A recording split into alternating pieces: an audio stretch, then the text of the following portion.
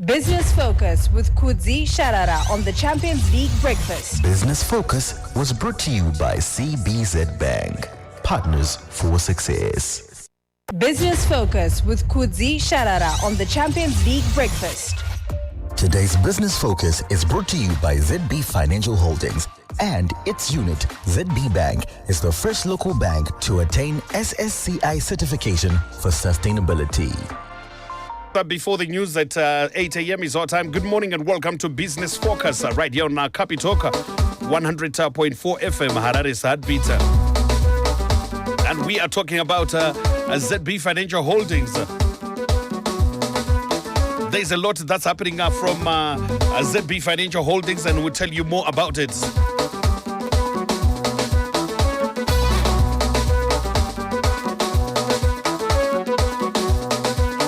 So there's a lot that's happening from ZB Financial Holdings, and of course ZB Bank has launched the Chinese yuan transaction services, and this is a big deal, especially for anyone doing business with China. You can get to do a lot. And of course, we get to break it down. What does this actually mean for the average customer or the business owner? Kudzi will help us understand this. Thank you, Tinashe. So simply put, it means you can now send and receive money directly in Chinese yuan. No more converting to US dollars first, then to Chinese yuan, and losing money on exchange rates along the way. So whether you are importing goods, paying a supplier, or sending school fees for a child studying in China, you can now do it directly with ZB Bank. Yeah, Kudzi, that really sounds a huge convenience booster, but why now? Yeah, that's a great question, Tinashe. So China is one of our largest trading partners. There's been growing demand from Zimbabwean businesses, importers, exporters, even parents supporting family members in China. So ZB saw that and needed to step up, and the service is now available to help streamline payments, build stronger supplier relations, and improve efficiencies. So there's a lot that you can get to enjoy from ZB Financial Holdings, and of course, Kudzi, there's a lot, but who stands to benefit from this the most? Yeah, so pretty much everyone, Tinashe, anyone who has got financial ties with China, importers bringing in machinery, raw materials, exporters selling to Chinese buyers, students, families. It's a wide net, Tinashe, and importantly, ZB says all transactions go through secure, regulated channels, so your money is safe. And just to conclude on that one, Tinashe, ZB is encouraging people to reach out through their corporate, their service centers. Their corporate team can even visit your business to guide you through the process. You can even call them and say, I need to trade in China. Come and tell me about these yuan transactions. And you can also visit any ZB service center nationwide, check their website, and follow them on WhatsApp and social media. The message is clear, Tinashe.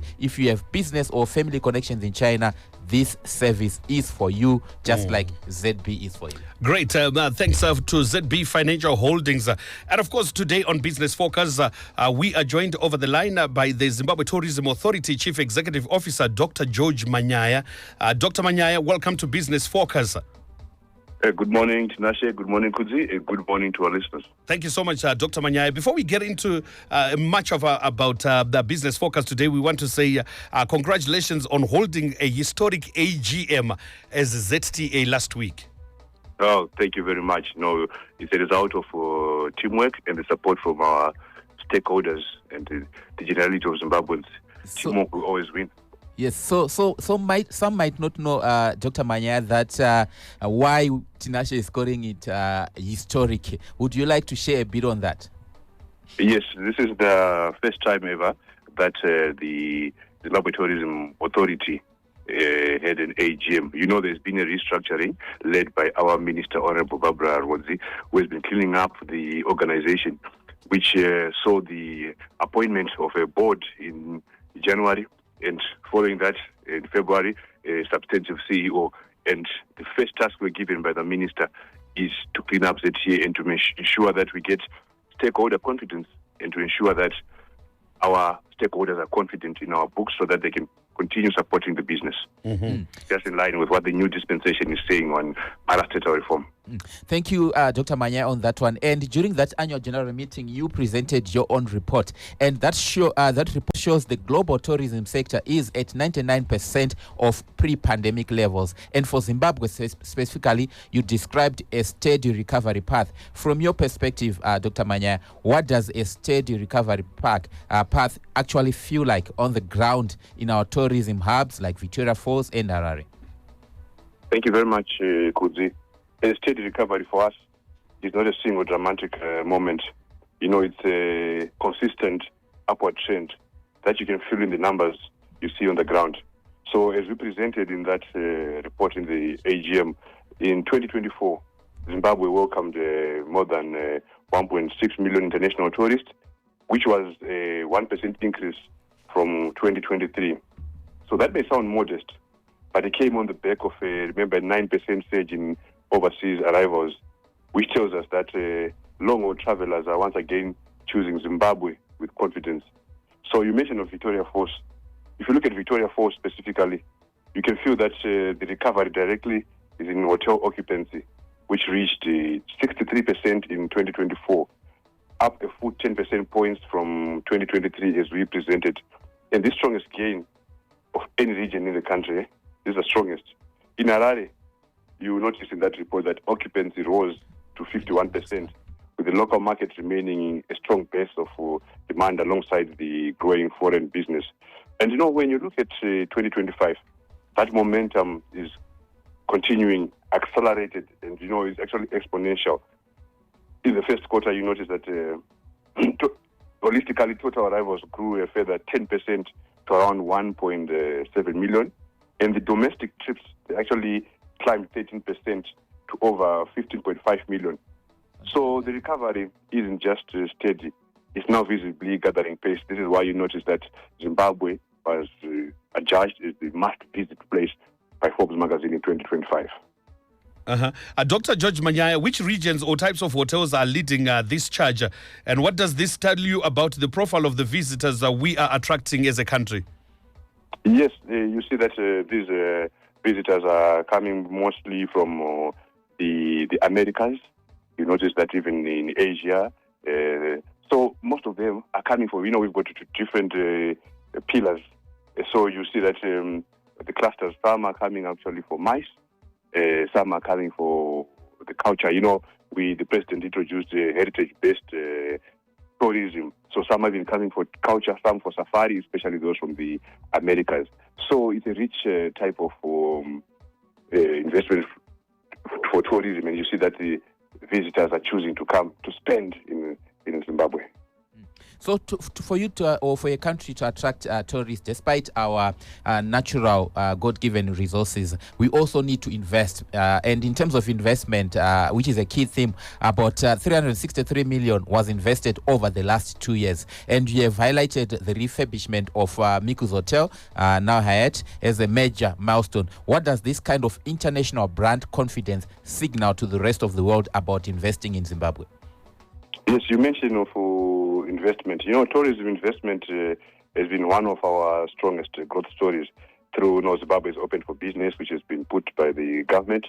So in 2024 alone, you see that we recorded 190.5 million in tourism investment, which is around 11% increase from that 172 million recorded in 2023.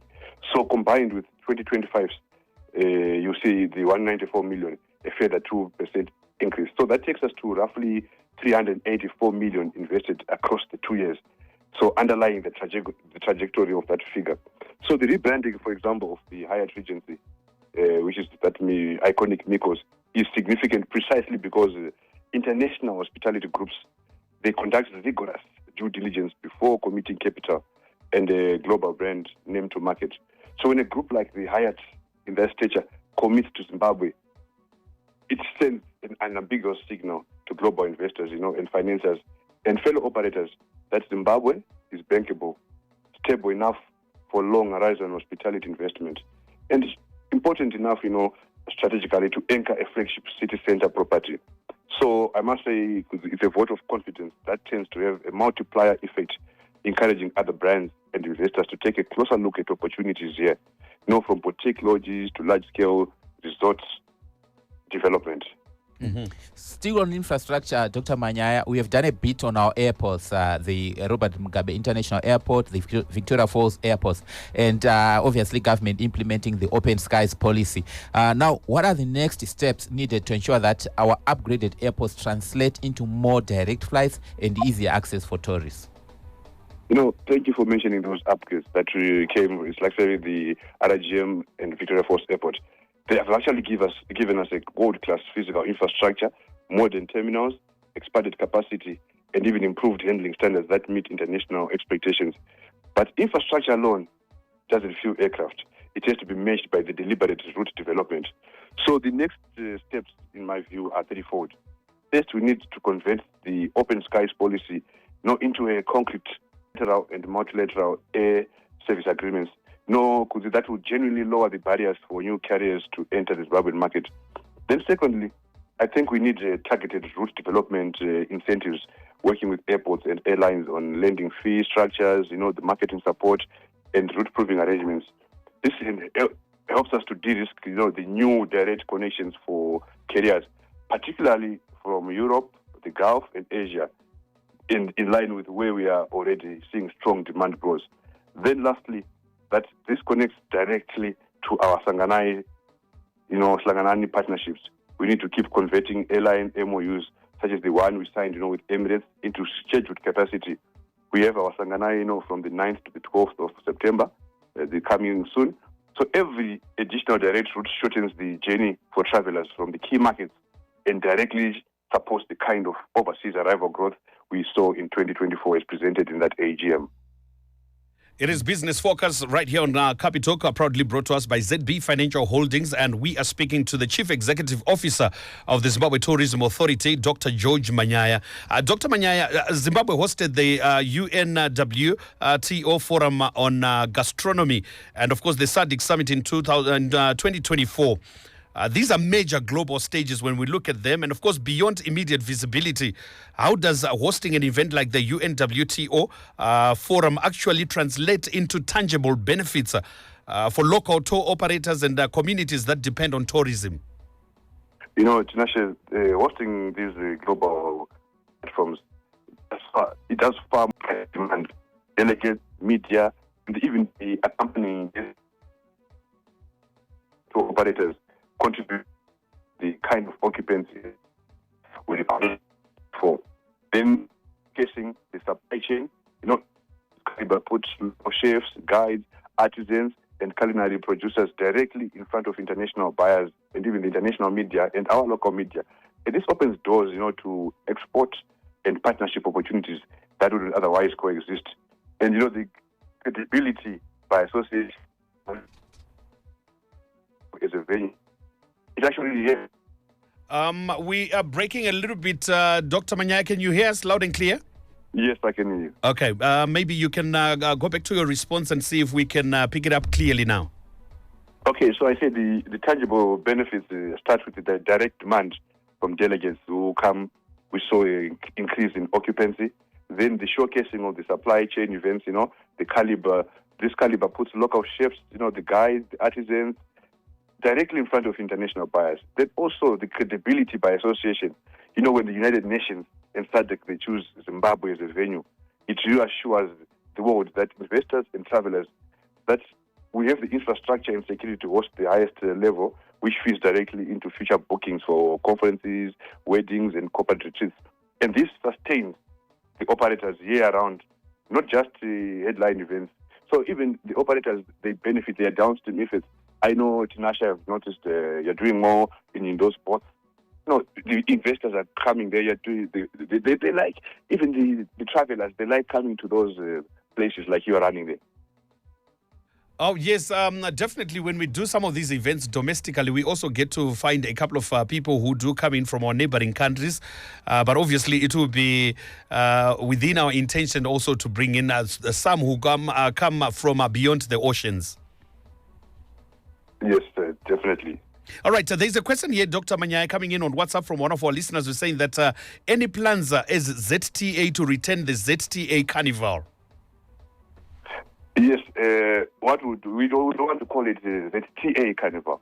It's Zimbabwean Carnival. So all events, if you notice, what we did is that we have an aggressive domestic tourism drive, whereby we are partnering with several operators. You see that even during the Sanganai, in 9 to 12 September, we're going to have a carnival in Masvingo with the stakeholders. So all events that will lead to upstage or to promotion of Nakayedu, Ilifaletu, which is the domestic tourism, definitely you will notice that we will be getting all these events in place. Thank you, Dr. Manyaya, on that one. Now, domestic tourism is often the backbone of the industry during tough times. You know what happened with the conflict in the Middle East, as well as even during the era of COVID-19. And you reported a 4% increase in domestic trips. Now, the First Lady's gastronomy cookout competitions are highlighted as a key driver in your report. How do you think this focus on local culinary heritage is changing the way Zimbabweans view travel within their own country? Yes, thank you. Domestic tourism is indeed our backbone, and the numbers will bear that out. As you notice that in the AGM, the total estimated domestic trips, they actually grew from 13.1 in 2023 million to 13.7 million in 2024, which is a 4% increase. And that growth is actually accelerated sharply, in 2025, where the domestic trips reached 15.5 million, which is up 13%. So that's a remarkable shift, Kuda, in how Zimbabweans are engaging with their own country. The First Lady's gastronomy cookout competitions have played a meaningful role, in that shift by reframing travel around something deeply personal and accessible. Food, culinary heritage gives people a reason to travel. That isn't tied to a big ticket holiday budget. It's just a weekend cookout, a provincial cookout, a chance to taste and celebrate dishes specific to a particular district. It is transforming travel from something seen as a luxury reserved for foreign visitors into something, that is rooted in pride of place and shared identity. So we are seeing domestic travelers explore provinces, small towns they might never have prioritized before, simply to experience the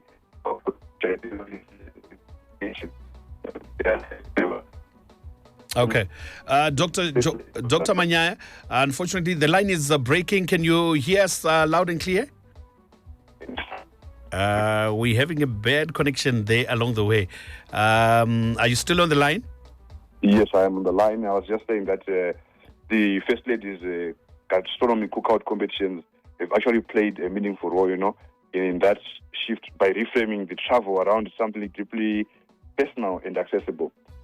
Culinary heritage gives a person a reason to travel that isn't tied to a big ticket holiday, a weekend cookout, a provincial festival, but a chance to taste and celebrate dishes specific to that particular district.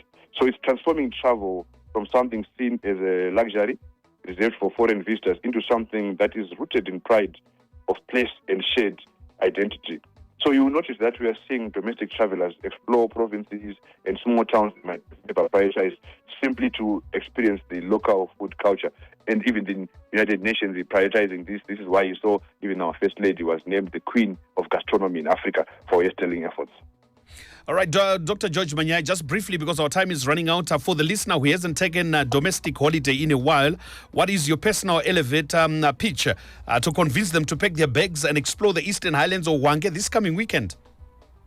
Yes, I want to tell you something that, you don't need a passport to be amazed by Zimbabwe, and you don't even need to go far.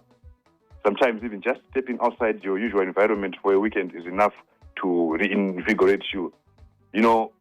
Zimbabwe is the place to be. There's a lot to discover, and I urge us, all the Zimbabweans, to actually travel locally also to explore what we were given. The heritage, the culture, and we've got so many, sports tourism. All right, thank you so much. It's a place to be. Thank you so much, Dr. George Manyaya, the Chief Executive Officer of the Zimbabwe Tourism Authority. Though the line was breaking along the way, but we heard everything that you said. Thank you so much for talking to us here on Business Focus. Thank you very much. Great. Thank you so much. That was Dr. George Manyaya, who is the CEO of the Zimbabwe Tourism Authority, speaking to us about the state of tourism locally right here in Zimbabwe. This has been a Business Focus, proudly brought to us by ZB Financial Holdings. Today's Business Focus was brought to you by ZB Financial Holdings, driving sustainability through agriculture, financial inclusion, and sustainable infrastructure. Capital 100.4 FM. Harare's heartbeat. Business Focus with Kudzi, Sharara on the Champions League breakfast. Business Focus was brought to you by CBZ Bank, partners for success.